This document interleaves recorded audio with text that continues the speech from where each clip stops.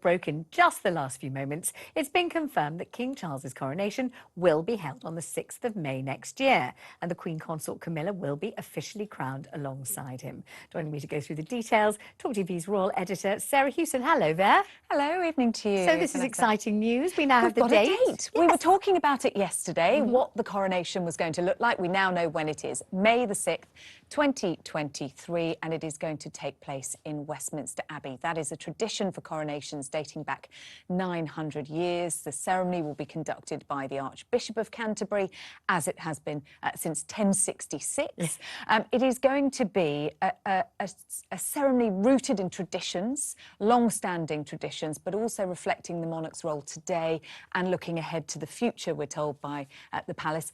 Deeply religious, deeply sombre and solemn in parts, but there will also be occasion for celebration and pageantry. So when we say deeply rooted in tradition, I think most of us have the vaguest idea of what really happens. I mean, we realise that at some point a crown is put on a head, and I think that's pretty much all we really know. I mean, these deeply rooted traditions, what sort of traditions are they? He is going to be anointed.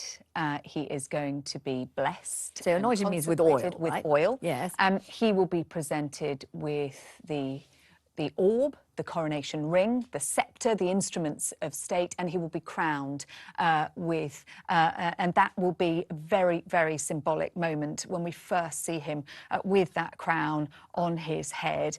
The St Edward's crown, it's been used for coronation since the 13th century, various versions of it. And it will be a very, very symbolic moment that Camilla will also be crowned alongside Charles. Yes. Now, this wasn't always a given, although it has been for the last, year or so since Her late Majesty made it clear that that was her wish. Because when they married, it wasn't said, was it? Because the public were not very much in favour of Camilla in general. Now, the wife of a king automatically becomes queen. It would take legislation for that not to happen. But at the time of Charles and Camilla's wedding back in 2005, there was controversy over what Camilla, as his former mistress, would be known as. And it was made clear at that time that she didn't want to be known as Queen. She would prefer to be known as Princess Consort.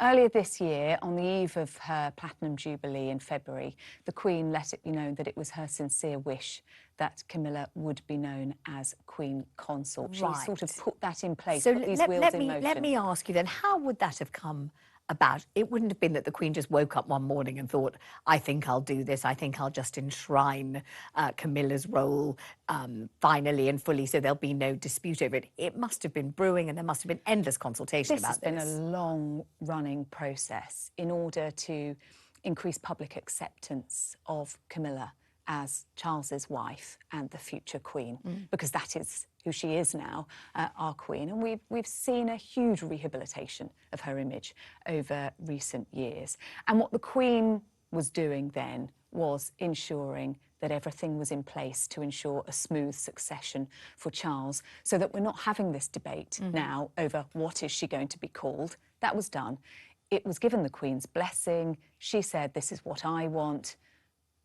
Therefore, it happens. So we call her at the moment Queen Consort. After the coronation, will she simply be called Queen Camilla because she's married to the King, or will she still be Queen Consort because she's only Queen because she's married to the King? This is a really interesting one. I really need to know what to call her, obviously. When I see her, I need to know what to say. I don't want to get it wrong, do I? Well, the Times newspaper has decided that they will call her Queen because that is what she is. That's what I thought might happen. Yes, already though. But the palace calls her Queen Consort. She refers to herself as Queen Consort. Any briefing comes through. Technically, she is the Queen. Yeah. She is Queen as wife of the King. But I think it's because of this process of adjustment, because we say the Queen, we think of Queen Elizabeth II, and that is going to take some time in order to adjust. And so I think that's something that might evolve over the months and years to come. Because the last Queen Consort, the Queen's mother, Queen Elizabeth, we called her Queen Elizabeth, the Queen Mother, she was called Queen Elizabeth. She wasn't known as the Queen Consort, was she? No, she was Queen Elizabeth, and she was crowned in her husband's coronation ceremony in 1937. So we will see that. Camilla will be anointed as well. She will be crowned, and she will take her place on a throne. It's a similar process to that her husband will go through, but a simpler one.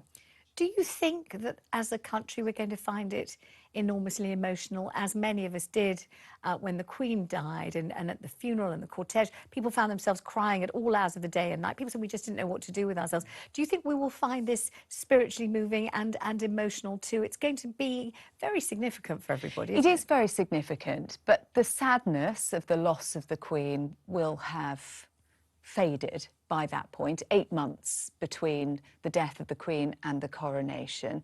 It is very significant, as you say. It will be very, very, very spectacular. There will be the pageantry. People for the Queen's coronation started camping out on the streets 48 hours or more beforehand.